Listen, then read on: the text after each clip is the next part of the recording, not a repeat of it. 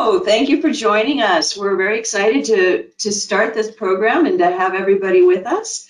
I'd like to introduce myself and our esteemed panelists that we have with us today. I'm Tia Summer. I am a Senior Account Director with APM. We have Sarah Scarlatta, also with APM, who is one of our esteemed music directors. She chooses music for our clients. Sarah, do you want to talk a little bit about your background? Sure. Yeah, I've been in the music industry, the business side, for 16 years. I started in music branding and worked my way up to music libraries and production music. Yeah, I'm happy to be here and hear everything everyone has to say. Great, thank you. And then we have Jason. Jason is with Pan A Films. Jason, do you want to talk a little bit about your background? Sure. I've been in sort of the biz since 2010 and joined up with my friends Andrew Panay and friends on some movies early on, and then we formed this fun little ad agency and been on a wild ride ever since. Great, thank you. And Susan, can you give us a little background about you as well? Yeah, sure. I've been in various areas of music and advertising for about 30 years. I grew up kind of in music publishing. I was at EMI Publishing for about 15 years, which is now Sony Publishing, on the sell side trying to get music used. And now I'm on the buy side, and I've been here for about 15 years. Oh, thank you. Thanks for joining us. And then Stephen, give us a little bit of background if you could, please. Hello. I've been in the industry probably as long as 3 channels in black and white TV. Started with the film side. I worked in the film side for a long time, then moved to TV, and then joined these guys where Jason and I met, and Jason came on board, and we now run the film, TV, and the new commercial division, which is a little crazy at the moment. So there you go, quick snap.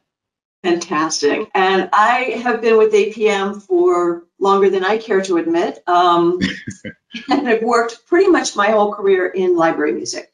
So I love that we have panelists who have been across so many different elements of music, with advertising, with being in publishing, and so we can get a good cross-representation of how music works. When somebody is trying to present their music to be used in a project, what is the best way to present the music so that it gets considered? In other words, if they're presenting their music, how do they present it so that it makes the cut, it gets considered? Right, I get it. I think, first of all, it needs to be solicited. Whenever I have to do some sourcing and I don't have the time to do it internally, I will reach out. Every supervisor is different, to be honest. Some people want 100 songs that they can just kind of, go through. Some people want 10 songs.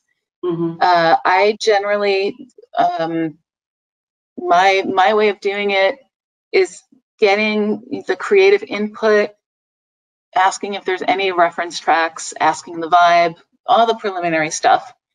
And what I'll do is pull maybe 5 to 10 tracks and have them react, find out what they're loving, find out what they're hating, and then I'll just kind of hone in from there. The best way to maximize your song being used, if I request something from you, and I think every supervisor will agree, is to really be on point. Just because someone's asking for a happy, uplifting track about sunshine, that means we want a happy, uplifting track about sunshine. Sometimes I'll get awful songs about sunshine, like Murder and Sunshine, which, using your common sense, it's not going to work. There are parties out there that think, oh, well, you know what, I'll just try and flip this in, maybe they'll like it. But at the end of the day, all that does, it A, wastes your time for pulling a track that we don't need, and B, it wastes my time. So I have a little rule that I use, which is a 3-strike rule. And if you send me bad music the first time, I figure, okay, maybe I didn't explain it well, whatever, maybe you're having a bad day.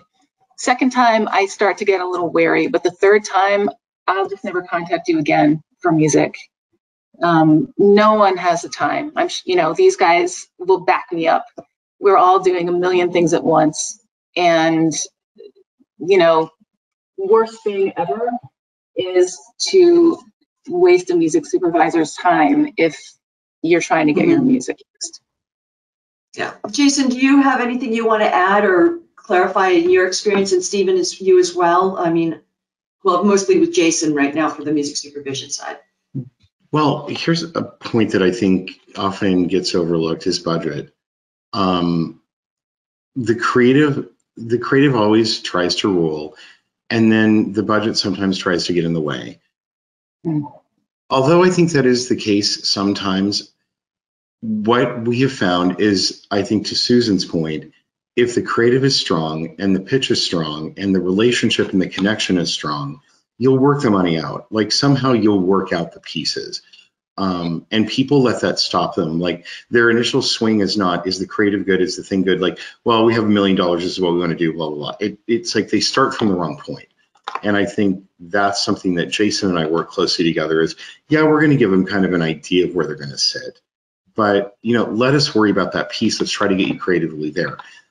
9 times out of 10, if the creative and the music matches up and it's a really beautiful visual thing, the money finds itself. It finds itself to get there, and you don't have to really stress about it.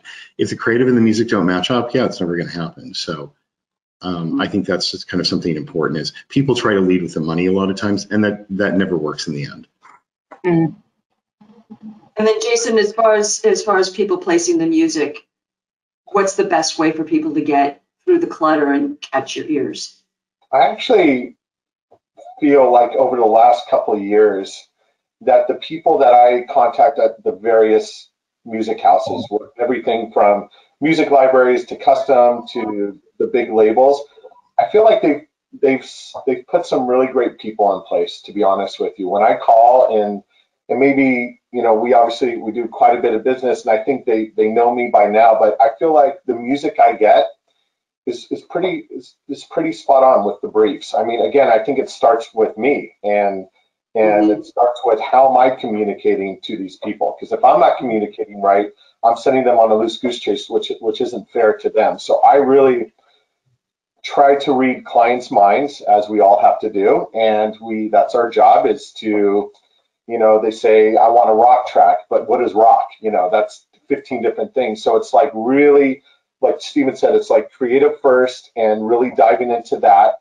We'll always figure out the financials usually, because if a client loves the track, we all know it works out. But I think being really intelligent about how you communicate to the copyright holders is making my job more efficient, and it's making their job more efficient. So on that path of finding the right thing, is there a time when you say, I'm going to focus on popular music, or I'm going to focus on custom, or I'm going to focus on library, or do you just put it out there for everything? Do you target in one direction, or do you just open the doors? It depends on the creative, but I have all those hats on all the time. I'm always thinking I'm working on saying right now, and a lot of times we'll do a parallel path while I'm getting brand new huge songs from all the majors. I also have guys doing custom stuff, and then I'm looking at other things with the other music houses. You have to have options, because all of a sudden on a dime, a client will say, all right, now we only have X amount of money for this. They wanted, Adele, but now they don't have Adele money. So it's like you have to be prepared, is what I'm trying to say. So I always personally, I have all those things running at the same time, almost on every job. So now I'm going to move sideways a little bit. We're going to go into a topic that's on everyone's mind, TikTok and UGC. This is now something that obviously everybody with music is looking in, what's happening on TikTok, what's happening with user-generated content. And Stephen, you and I had kind of a side conversation previously about this. And I know, Sarah, you're pulling music all the time for people who are doing projects on TikTok. Stephen, can you talk a little bit about some of the experience you've had clearing music for TikTok, or what you're seeing with TikTok? Well, a lot of it, just the user-generated content, is no different than YouTube. So Jason and I generally work together. Like his example of one of the things we use for a commercial, they liked a song and they'd gone out to YouTube and found this young man singing it. And we chased him down first and then went after that piece of it, then went after the label. So we kind of backwards engineered it. TikTok is such an uncharted water at the moment. And you know, the unions are, I think all of the people involved don't quite know how to deal with it. We're always trying to do the best thing. We're trying to source it where we can. From that standpoint, and our creatives have had to have this happen a couple of times, we can't get to the person. And if you're under such a tight deadline, you guys have 48 hours to do this, we will send a whole force of people after trying to connect with the individual to try to get permissions. Sometimes you just can't, and it's a hard thing to deliver to creatives. Yeah. And you always try to find them alternatives. Like Jason and I, if we know we're about to hit a wall, we will start pulling plan B, plan C, plan D. So at least we have some sort of presented solution to what the problem is. Yeah, it's a new world. We're really just starting to get into it, and there's a lot of pitfalls, but there's a lot of fun with it too, because once something hits, it hits fast. And that's the difficult side from business affairs, is controlling that burn is sometimes wow. It's a world none of us anticipated, I don't think. Yeah. Especially us old ones with 3 channels of black and white TV. Certainly TikTok is never on my plan. There's something called Chartmetric out there that actually does track TikTok usage, which is actually very important information. I think, like, especially if you're a music library or a content creator, I think it's important to keep track of like what is getting placed in TikTok. You know, that's a great way to track it. Also, I feel like our libraries do a great job. I kind of have it easy because I just sort by newest release date, and it tends to have what I need. But I mean, for content creators out there, I would recommend Chartmetric to see what's happening on TikTok or other platforms like it. Yeah. And Sarah, you've been pulling a lot of music for our clients based on what they need for online usage, but you also have experience working with other libraries other than APM and as a creator. Do you have any feedback from what you've been seeing with the clients you've been working with about TikTok requests? Yeah, I mean, a lot of future beat and future bass, you know, stuff that sounds a little bit like Labyrinth, you know, things that are kind of a hodgepodge, but a lot of electronic music and hip hop and merging of the two.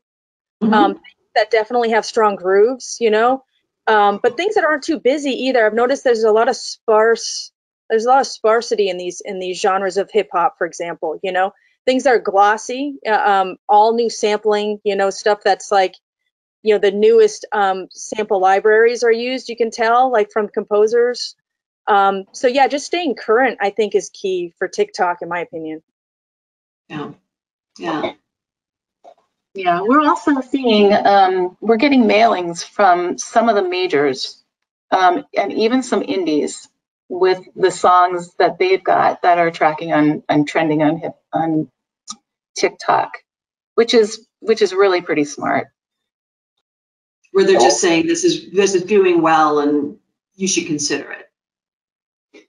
Yeah, there's 2 things. They do a tracker of what's trending of their tracks, and then they do, here's Bubbling Under, that's going to work for TikTok, or our artist is going to be releasing this on TikTok, and that's how they'll actually come to market. So you know, I think it was Stephen who was saying it is like the Wild West.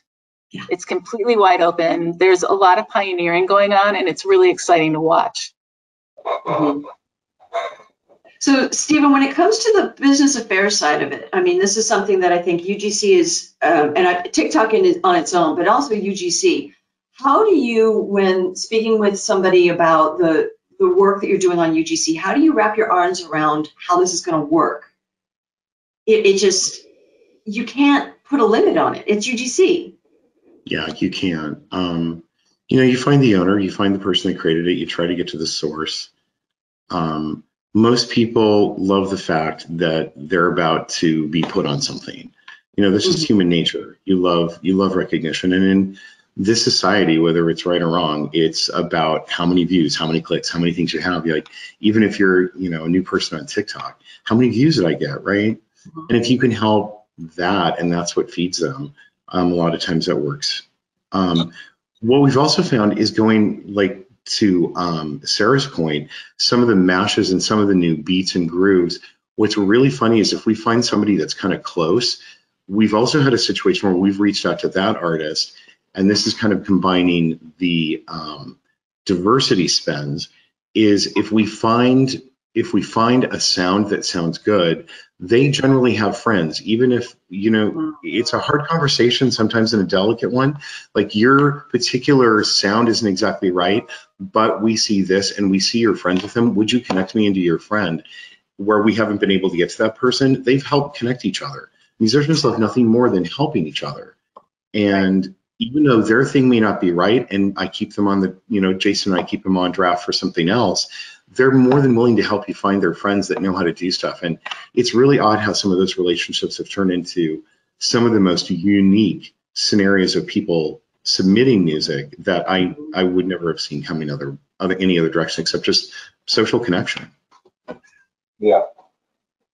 This was something we had talked about previously as a group, and I've had individual conversations with everybody on this panel about how much this industry is about the camaraderie, the relationships, and this goes into something else that has come up in the past about taking corporations taking advertising or taking production internally and then trying to clear music and not having those relationships.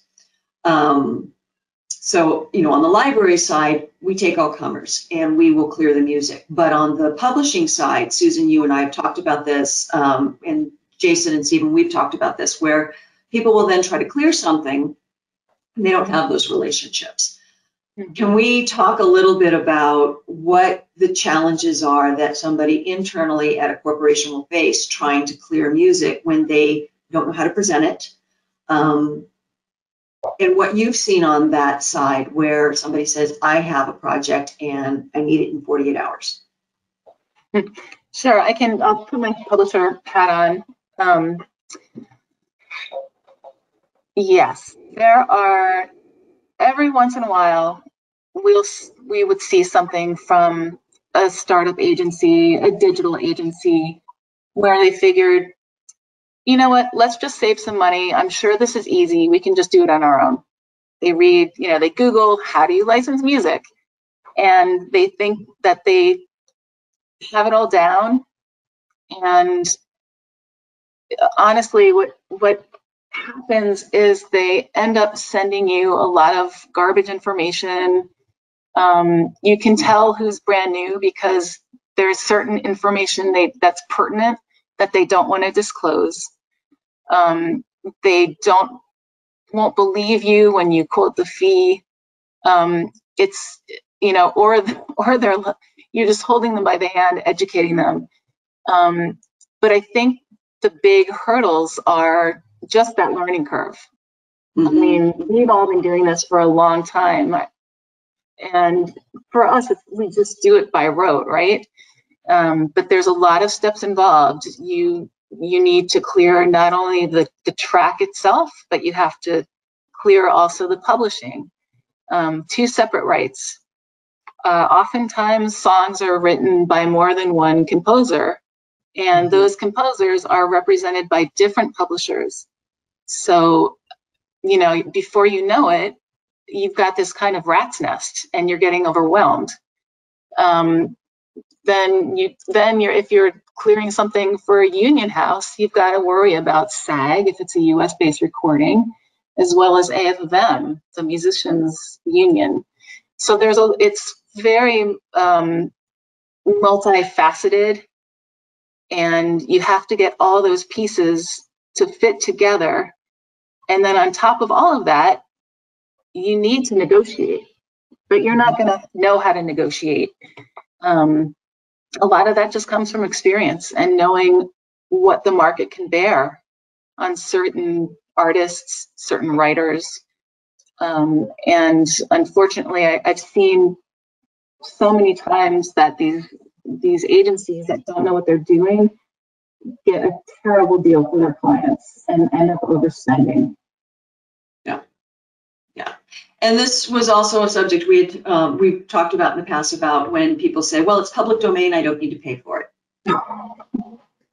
I think we've all had that experience. I see Sarah laughing. We see it, Sarah, you and I have talked about this. We see it in the library side where they don't think they even need to pay a library because the composition is public domain, but the master, we still own it, as everybody knows about this. And then you get into the arrangements and all of that. So, so one of the questions that has come up in the past is exclusivity. Is this something that you guys run into when your clients are requesting music? We see it periodically. I want this music on exclusivity, whether it's library, popular. Jason, can you speak to exclusivity with some of your projects? Yeah, I don't know if sometimes clients sort of are able to wrap their brain. It's kind of up to me and Stephen to sort of guide them. If we see, if Stephen's, looking at the global sort of media plan for what this campaign is going to be, and we know it's long term, we definitely guide our clients to say, listen, we might have to pay a little bit more because, and I'm just throwing this out, but if it's Apple, you don't want Google to have the song 3 months later. So we definitely got with that, as you know, with the publishers and labels. Exclusivity is really only granted in broadcast now. Digital sort of still wide open, unless you want to, tell them, look, listen, I don't want anybody touching the song in any medium for 6 months or a year. And you just have to write a check. That's all it comes down to. I think, what I've seen is just a lot of brands will say, I think Susan talked about this. It's like, look, if I'm doing a T-Mobile spot, and I always ask, well, who else has used this song? And if I see AT&T used it 3 months ago, I'm not going to touch the song. So there's sort of like a common denominator with music supervisors, clearance houses, and the publishers and the labels to know, look, you should back off this song. It's overexposed. Why would you want this song anyway? So it sort of plays itself out, what I've seen. Okay. Does anybody else want to speak to exclusivity and their experiences with it? No, I mean, Jason's correct. Like, if you have business affairs, from the standpoint, if you have the focus on the media plan, and why Jason's pointing that out is we have some things that we know we're going to run 2 weeks. Like, guys, why are you going to fight over exclusivity for 2 weeks? It's pointless. But yes, if you're using it as an anchor to a campaign, yeah, you want that. And yes, it's going to cost you, but it's worth it in the long run. And I think sometimes people spend too much time trying to get this exclusivity that really, in the long run, for the 100 times it's going to air, is that really worth it? Probably not. Yeah, no, that makes a lot of sense. One of the questions that has come up from some of our listeners is lyrics. And Susan, Sarah, I wanted to run this by you because you do a lot of searching for our clients, both with lyrics and non-lyrics, and then I wanted to open it up to the panel as well.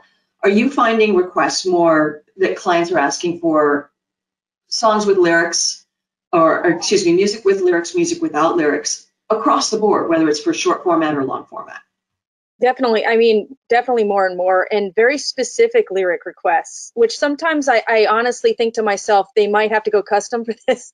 But like a lot of times they'll want a sound, they'll give like an example track, and they'll be like, we want tracks that have lyrics about family or lyrics about, problem to solution, like, my life is better, So as a composer, I feel like it's good to write tracks that have broad, positive messages. I do feel lyrics, because a lot of these songs are fueling the whole entire spot, where it's like you'll see some action and it's up to the song to carry the spot. So lyrics are definitely important, and I'm finding more and more, especially through COVID and everything, that the family, the positivity, all those lyrics are in demand. And if they're more obscure, again, we have a million tracks, so you might find it, but like, I feel like, people like Jason may have to go custom for some of these things, but I feel as a composer, it never hurts to do catchy tracks that do have broad lyrical themes that could be used in ads. And if you just pay attention to what the ads are saying these days, I think you'll get a good clue as to what to write. Mm-hmm. Does this match, Jason and Susan, does this match your experience where clients are requesting things with lyrics, or do you find that lyrics, they're worried it's going to fight with VO? Yeah, Yeah, it's the same. However, the thing I will point out, when you're writing lyrics and you have creatives who like to use expurlative language, it becomes really interesting. So in the piece that we played, there was some very well written profanity into it. At which point, Jason and I had to have a really solid conversation about, this is great for internet, this is great for things on the web, but it's not going to clear broadcast. Just realize there are standards. For that particular piece, we had to literally work hand in hand with NBC because that's where it was airing first, and we did remove the one profanity. However, at the very end, they do sing the sound BS. We couldn't get bullshit in there, but we managed to get them to clear the word BS. So they sing BS at the end. It is clearly spelled out in the lyrics. And I think that's something that a lot of people don't think through, is when the lyrics are there, there's a word, even culturally, that may be very culturally insensitive, that people have to look at from a different lens now. So that would be my watch out, is for as much as happy, sunshiny as you think the song is, if there's a word, you have to really analyze the use of the word, what the word is, and what the intent of the word is. And especially if you move it out of context of the song, it can imply something differently. So you have to have that lens on at all times. Yeah. Susan, and depending on, yeah. Oh, yeah. Well, I was just thinking, depending on the brand, we work with some really conservative brands. Others do just digital content where they can be freer and we can be a little bit more creative as far as what we're, creating and producing. But what I used to tell my writers when I was in publishing was to please, you can release these songs. I get it. You're expressing yourself. You're an artist. But while you're in the studio, can you please also record a clean version? And so I think that, many of them were just like, whatever, I'm just not going to do that. Just bleep my words out, which, you sometimes hear. But I think editors these days are really, really good about cutting around even explicit tracks and getting enough of the track where you know what it is and the lyrics are not explicit. And I think I'm seeing that we are getting requests for lyrics, but we're also getting requests for just instrumental tracks. It really all depends on the creative and whether they want the story to be told by the lyrics or by the visuals. And sometimes there's this in between where they're like, well, we want vocalizations and maybe a couple words. So I'm just kind of seeing it all across the board at this point. Yeah. And the conversation about colorful lyrics leads me obviously into samples, because that's always an extra fun process of clearing samples when you're doing a project, but also samples, it just becomes a whole nother layer. Stephen, can you talk a little bit about the fun of getting lyrics and then finding out there's samples in there and the extra layers you have to go through with clearing? Can I go through it? How much time do we have? Well, I think all of us have had the fun of this. I mean, we as a company also do samples, so I find this to be just a fascinating subject in general. But please open the door for us. Well, I mean, it is. You sometimes you don't even realize it is a sample until something goes through and you're like, what do you mean? Right. And you have 10 people come at you and go, no, dude, this is like, what? And then Jason and I spend a lot of time dissecting what we thought was original. It turns out to be a sample. And then, it's from there, I'm sure Susan has dealt with this. It's a whole can of words of who, what, where, when, why, and unravel the whole thing to try to get permissions from every place. I see Susan's face because I know you had this as well, Susan, where you're like, samples are in something and you're like, oh my God. Oh yeah. Yeah. And one of my go-tos sites, whenever I get a track, hip hop or rap or some genre that happens to use a lot of samples, I'll look up the information on BMI and ASCAP and CSAC to see who's listed as the writers and the publishers. But then I go to a site called whosampled.com to find out You know, are there some other samples in here that are not public? And, you know, it's just kind of a crowdsourced site where people have found samples and they publicly, you know, share the information. And I know for music supervisors, it's kind of a godsend. I'll give you an example. There was a writer that we used to have when I was back at Sony EMI, who was known for building all of his songs based on samples. He'd hide some, he'd interpolate some. I mean, it was really cool to listen to, but it was impossible to license because there were so many samples involved. So I was dealing with an agency that already knew the song that they wanted by a popular rapper, and I used to represent him. So I know that what I'm reading on BMI is not correct. So what I did was go to Who Sampled and found a big sample in there, a song, a really obscure song from the 50s that no one's ever heard of. Writer's not credited in the publishing. So I went to the publisher and I said, you know, I opened up for discussion. Hey, so I want to send you this song and I want to send you this artist song. Tell me if you hear any similarities. Oh, yeah, that's very similar. Okay. Did you know that it's a big sample? No. We've had this artist for a long time, not sampled. Okay, can I speak with business affairs? Nope, we're not. We're going to stand by it. I did some digging on my own, and I happened to have a relationship with the artist and talked to the artist lawyer, and they said, nope, that was never cleared. So you get into situations sometimes where it comes down to a business decision, you know, really to assess risk. If you do use a song where the publisher is saying it's all set, no problems, you're not going to get a claim, you have to remember that publishers and labels, at least the major ones, will only indemnify you up to the cost of the actual license. Yeah.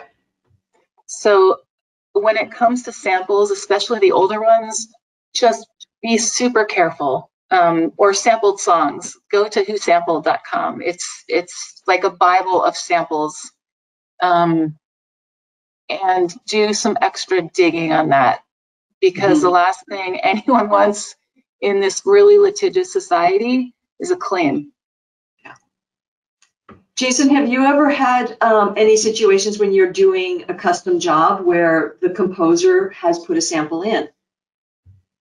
No, not as much, but what I think Steve and I have definitely dealt with is on custom compositions or a brief where we say, you know, we like this song, but we want to do something a little different, is to have a good staff of musicologists on board ready to send. Excellent. I feel like that has become such a great resource for Stephen and I, from everything, from a knowledgeable point of view, from a protection point of view. I mean, we can't know everything in the world, even though we try, but our biggest job is to protect our clients. So I think that's been great. We've had great success with that, and yeah, been okay on the sample front so far. Knock on wood. Yeah, and I think Susan's point is really on our jobs are to assess risk, and at a certain point, like with our guys, I try to do a scale of 1 to 10. And there are times when I said, you're at a 10, you're going to get a claim. There's no way you're getting out. You're going to get a claim. And they've made the decision with the client to still move forward, knowing that a claim will probably hit. So as long as they're aware of it, as long as everybody's on board and there's good communication, like, guys, I know you're going to get a claim. And they're like, do it. Let's go. Okay. I mean, that's actually happened. And my jaw hit the floor, but they decided to do it. Did they get a claim? Sure did. And then we settled it. So they wanted to take that risk because they believed in the creative and the music enough. So, yeah. So it's this. Yeah, always a constant balance. There's an element of this. Okay, all right. Sarah, I have one for you. We have a question that came in that said, what was your journey getting to where you are today, and what jobs did you do previously? Well, I started as a rock and roll drummer. I went to Berklee College of Music. I'm a drummer. And so I'd been around studios and everything else, and my band broke up, and I needed to get a job. And LA rent isn't cheap. So my journey, long story short, basically as a performer, and I just took odd jobs, whoever would hire me. And it was a woman who was a studio manager at, she used to work at Cello, which is now East West, a woman named Candace Stewart. So I recorded in her studios, and I needed a job, and she hooked me up with as a runner position, part-time nights on call. I'd work in the middle of the night, and it was for a studio called Firehouse Recording Studios, which was owned by Disc Marketing, which was a music branding company. And then I moved up to, that job. I moved over to like an entry-level position at Disc Marketing, and then I got recruited by 5 Alarm Music, which was owned by DMI at the time. So that was my journey. And honestly, I never thought I would be doing anything like this. I never saw an Excel spreadsheet in my life before I started working in music libraries.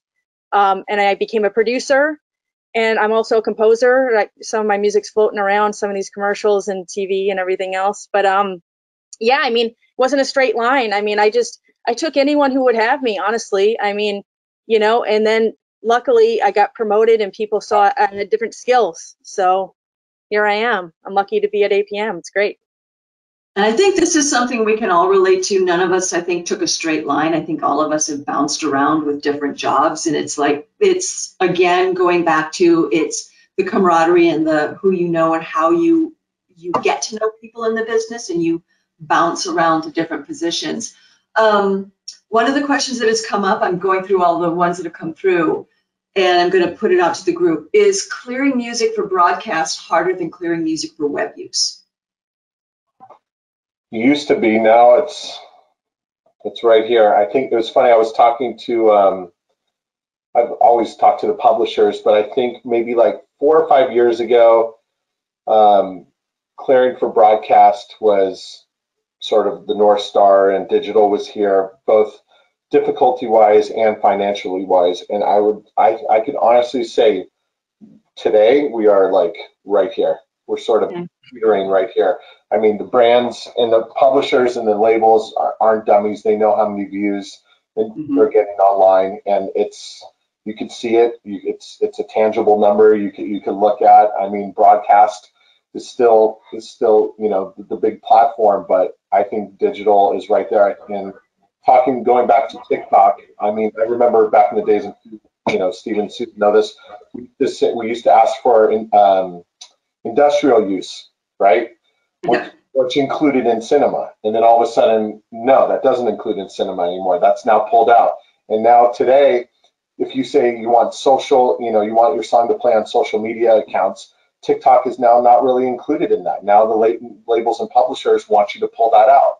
So it's like all these little things. You see how like the different mediums are becoming a little bit more serious and financially looked at.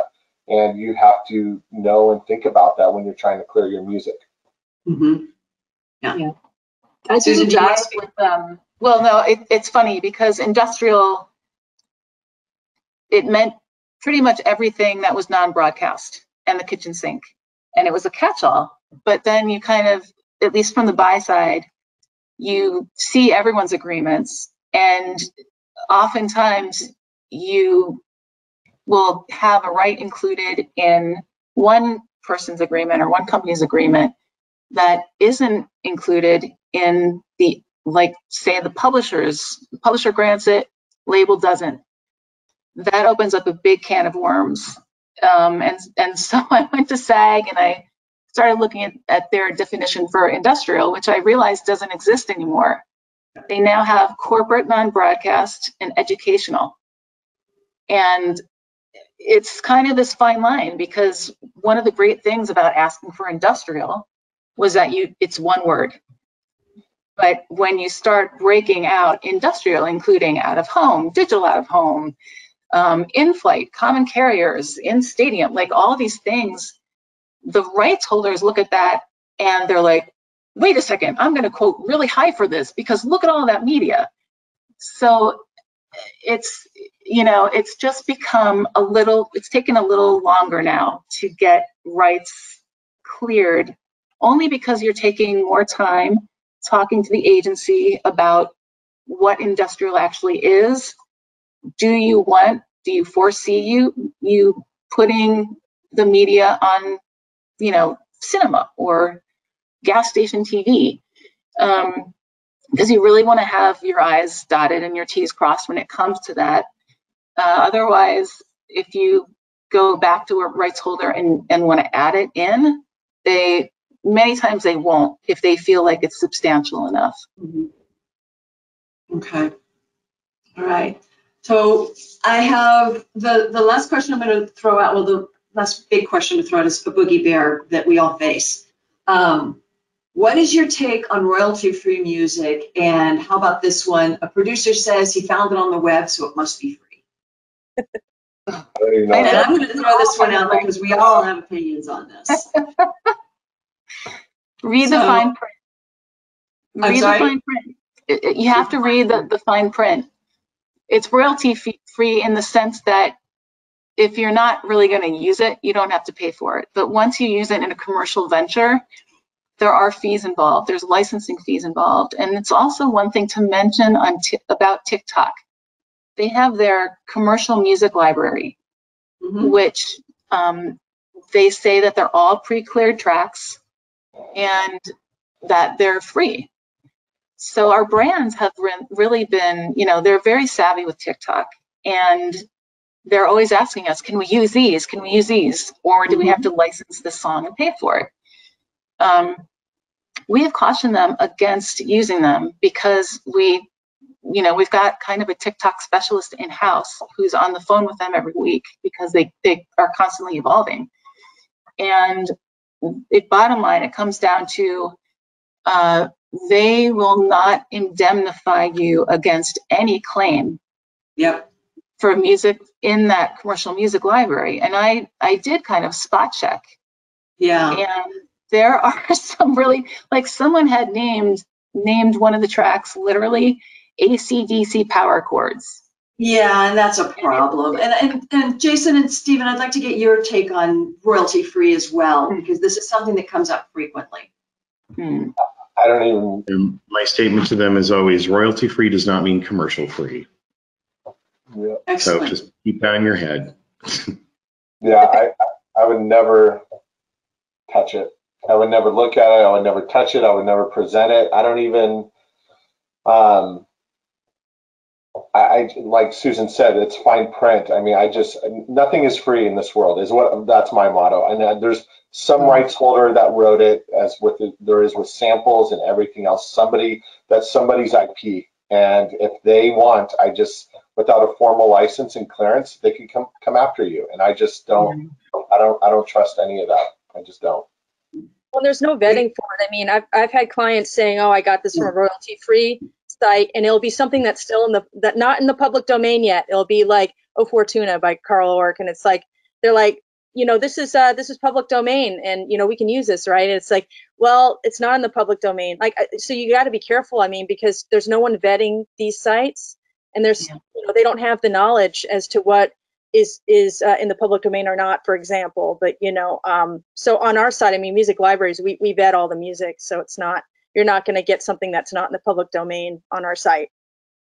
Well, and this is one of the points that Stephen brought up. There's always this risk valuation. So when you don't know what the risk is, that's a big trick. I mean, yeah, okay, the indemnifications will say it's what you paid, but if you didn't pay anything, then you don't know what the downside is. So that's one of the things we do try to warn people when they say, well, we've got royalty free. You don't necessarily know what's on the back end. So Jason, that goes to your point of I won't touch it. It's just too big a risk. Yeah. Okay. Yeah, I'm with it. And then the last one, because we have literally 1 minute left. What are some of the good resources available that can help someone learn more about music clearance in the process? You can Google how to license music. Yeah, experience. You can experience jumping in. Yeah. I tell people this all the time. There's no place to learn this. You just have to apprentice it. Yes. Yep. And Yeah, get I mean, burned. I'm always looking And get at burned if you Collins can. on Music licensing, but it's this thick and it'll put you to sleep in 2 seconds, but it's an amazing resource. But yeah, Dr. Google. Yeah, Donald Passman wrote a good book. You know, all you need to know about the music thing. But so that's a good starting point. But I think to everyone else's point, you know, you have to kind of get immersed into it. Also, I think UCLA Extension has some classes you can take, depending if you want to learn that in depth about music supervision in general. But I mean, I think that, you know, because it's funny, studying music in the music business, you get a little bit of knowledge, you get a little bit. But boy, when I started working in the industry, it was just night and day. It's like when you're immersed in it and your job's on the line and everyone's reputation's on the line, that's when it really counts. So you have to really immerse yourself. Going deeper and deeper. Yeah. Yeah. Stephen, you were saying just get into it, start doing things. Jason, you were saying the same thing. Yeah, I mean, my crash course was, I was a post-production sound mixer mixing promos, and somebody referred me to a filmmaker who had an indie film, and they said the music sucked, and they said, give it to Jason, he knows a lot of bands. And that was it. I just put all my friends in the movie, found templates online, talked to a couple low-level, great, amazing people at labels that did indie films, and sort of helped guide my way, and then just trial by fire. You know, you got to figure it out. You got to talk to people. You got to put yourself in this situation, I think, and take the risk. Okay, Susan, what would you say? What do you think are the best ways to start to learn more about music clearance and how to get in the business? Well, I think interning at a label or a publisher is always really helpful if you can afford to do that. Usually internships aren't paid. Yes. But in the olden days, that's how we all did it. I think networking is really, really important. Find out the societies that people, are members of. There's the AIM, which is the Association of Independent Music Publishers, AIMP, sorry. They often, all these societies, California Copyright Society, they have different programs that you can dial into every month. There's, they'll do talks on what is music licensing 101. So I think that's worth the $10, whatever it costs to listen in. But the more you just kind of network, ask around, be resourceful, you'll ultimately figure out how to do it. But it does take time. Like these guys both said, experience is everything. Because, once you've been around for a while, you know who's easy to work with. You know who won't do ads. You know who takes a long time to approve things. Yeah, and although the face of LinkedIn is changing a little bit, there's a lot of business affairs groups and a lot of music groups out there. We all want to help each other. I mean, really, when you throw a question out there, 10 people will jump on to try to help you. Yeah. So, there's a lot of collected experience, and everybody, hopefully, in the world wants to help each other. All right. Thank you all so much. This has been wonderful. I really am happy with the result of this conversation, and I hope you are as well. And I want to give you a major kudos for the time you've taken to have this conversation. So everybody have a great rest of your day and a great weekend.